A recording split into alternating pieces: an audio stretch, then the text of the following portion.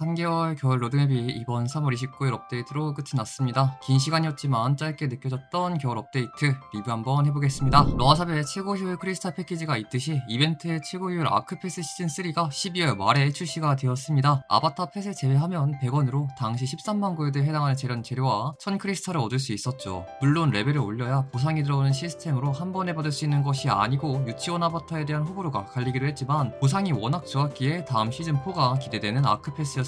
하이과 함께 이번 겨울방학을 책임졌던 프레이아 아일랜드입니다. 미니게임도 굉장히 재밌었고 이를 통해 얻을 수 있는 장난감도 귀여우면서 수집력을 불태울 수 있었는데요. 하지만 프레이아 이벤트에서 가장 많은 사랑을 받은 것은 주간 교환과 만찬이겠죠. 당시에는 몰랐지만 없어진 지금에서야 그 소중함을 느끼고 있는 사람이라면 개추. 방학 시즌마다 돌아오는 하익과 점핑권인데요. 이번 하익은 1490레벨까지 재련재료 완화와 보석, 각인 지원 등 여러 편의 기능과 함께 출시되어 굉장히 많은 사람들에게 사랑을 받았습니다. 특히 신규 직업의 경우 초반 각인 세팅 비용이 만만치 않은데 각인 지원으로 부담이 덜하여 육성에 도움이 많이 되었죠. 그 덕분인지 템 레벨 1490 이상 기준 비상술사는 딜러 중 유저수 1위, 슬레이어는 7위에 랭크되어 있는데요. 6월 별패가 굉장히 기다려지는 통계였습니다. 고인물들이 하익 비용과 아뮬렛과 악스로 회수하는 비용을 저울질하기 바빠 거들떠보지도 않았던 패치가 하나 있었죠. 바로 초심자 패치입니다. 딜이 10% 증가하고 받는 피해가 20% 감소하는 프로키온의 가오가 카양길 노말과 아브레시드 노말 4관문까지 모코코 딱지는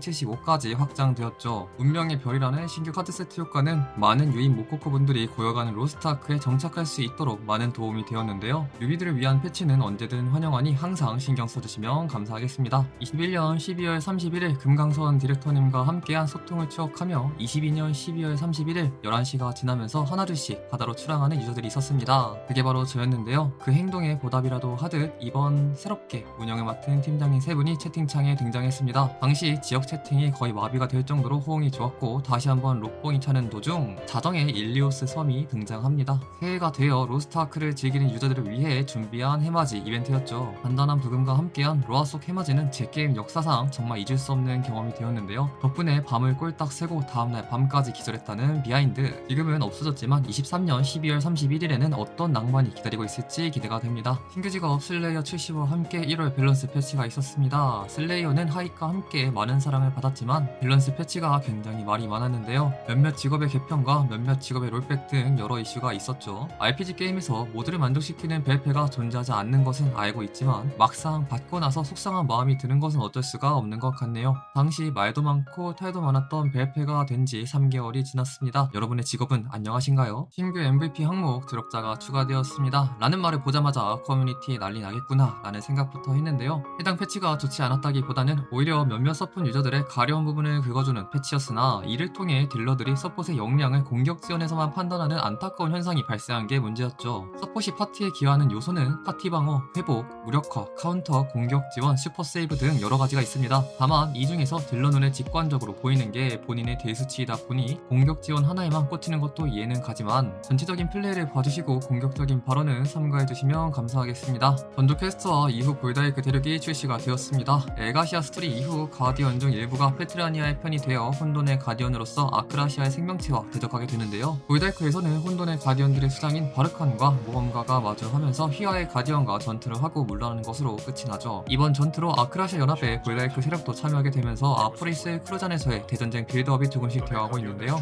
이번 볼다이크 스토리는 베른남부보다 스케일이 크다는 크루잔 대전쟁을 기대하기에 충분한 만족감을 준 것 같습니다. 라방은 이벤트나 패치 내용은 아니지만 칭찬할 건 칭찬해야 한다고 생각하기에 가지고 왔습니다. 2월 3일 세 분의 팀장님이 나와 라이브 방송을 진행했는데요. 작년 여름 로아원보다 훨씬 나은 진행과 점점 익숙해지는 모습이 보기가 좋았습니다. 사실 칭찬하고 싶은 점은 소통을 하겠다는 의지인데요. 개발, 기획으로도 바쁜데 유저들의 의견을 수용하여 로아원에서 공개한 콘텐츠를 연기하거나 방향성을 수정하고 있다는 것을 말해주는 것이 유저로서 긍정적으로 보였습니다. 앞으로도 깜짝 라방 많이 해주세요. 그저 고트, 엘릭서는 신이고 회심은 무적이야. 혼돈의 성화탑 출시와 함께 엘릭서라는 콘텐츠가 업데이트 되었습니다. 성화탑 그 자체로도 싱글 레이드로서의 재미는 충분하지만 보상으로 나오는 엘릭서를 깎는 것은 훨씬 재밌는데요. 여러 택틱과 함께 세트 효과 2레벨을 활성화한 유저들도 많이 보이고 엘릭서를 누르는 것도 돈이다 보니 요즘은 정수 가격 떡락과 함께 연성을 하는 사람도 줄고 있지만 그래도 아직 1600을 찍지 못한 분들은 어서 이 재미를 느꼈으면 좋겠네요. 가디언 가르가디스가 출시되었습니다. 무한 백점프를 갈기는 서나벨에 비해 가르가디스는 피로도도 별로 없고 재미있는 가디언이라는 호평이 많은데요. 택치놀이가 아닌 오리지널 가디언이 이렇게 재미있게 뽑히다 보니 다음에 나올 베스카에도 기대가 되네요. 참고로 제가 매칭으로 다니는 유저라 그런 건 아니지만 서폿이 없는 경우엔 파괴를 해도 좋을 것 같다는 말씀을 조심스럽게 드려봅니다. 큐브와 회랑이 에브니 큐브로 통합되면서 직원 컨텐츠의 피로도도 줄었는데요.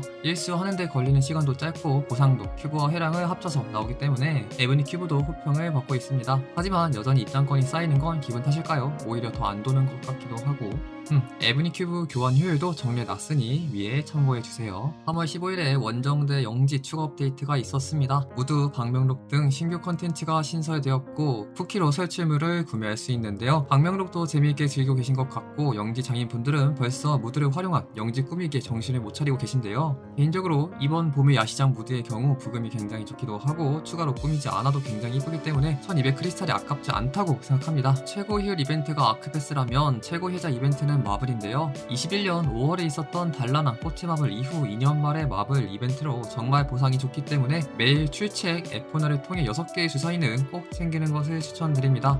5기요. 오랜만에 신규 아바타 출시로 기대를 한몸에 받았던 네리아 드레스룸입니다. 다만 이번에 출시된 코트가 가을에 어울린다는 여론이 많아 호불호가 조금 갈리는 것 같은데요. 여러분들의 생각은 어떠신가요? 개인적으로 정말 기대하고 있던 태초의 섬 배틀아레나가 출시되었습니다. 태초의 섬이 모코콩 아일랜드 이후로 출시되는 MOD 컨텐츠이기에 모코콩 아일랜드가 굉장히 호평이었던 만큼 기대를 하고 있었는데요. 플레이한 소감으로는 정말 재밌었습니다. 하루에 3번 입장만 아니면 계속 입장하고 싶을 정도로 짜릿한 컨텐츠인데요. 아직 1등을 못해봤기에 더 욕심이 나는 것 같기도 하네요. 하지만 손만 먹었죠? 호감도 애정도 29일에 출시가 되었는데요. 호감도 애정을 언급한 지 굉장히 오랜 시간이 되었는데 앞으로 있을 대전쟁을 암시하는 내용들과 스포가 있어 지금까지 미뤘던 것 같네요. 실리안의 경우 요즈, 남캐, 역캐로 플레이할 때의 컷신 대사가 다르기 때문에 참고해주시면 되겠습니다. 스마게는 약속을 지켰습니다. 모항 군단장 아브레슈드 헬 난이도가 29일에 업데이트가 되면서 겨울 로드맵 공약을 모두 이행했는데요. 카드에는 없는 게라란 패턴과 함께 퍼클까지 5일 정도 걸린 것을 보면 굉장한 난이도로 보이지만 가지무침을 안 먹어볼 수는 없겠죠. 카멘 크루잔까지 버틸 원동력이 되기를 바랍니다. 이외에도 이동 효과 아바타, 카드 도감 필터, 파티 잡기 시스템, 더보기 개편, 지식전수 개편 등 수많은 편의성 업데이트도 있었지만 모두 담기에는 너무 많아 이 부분에 대해서는 칭찬 5점 드리겠습니다. 겨울 업데이트 고생 많으셨습니다.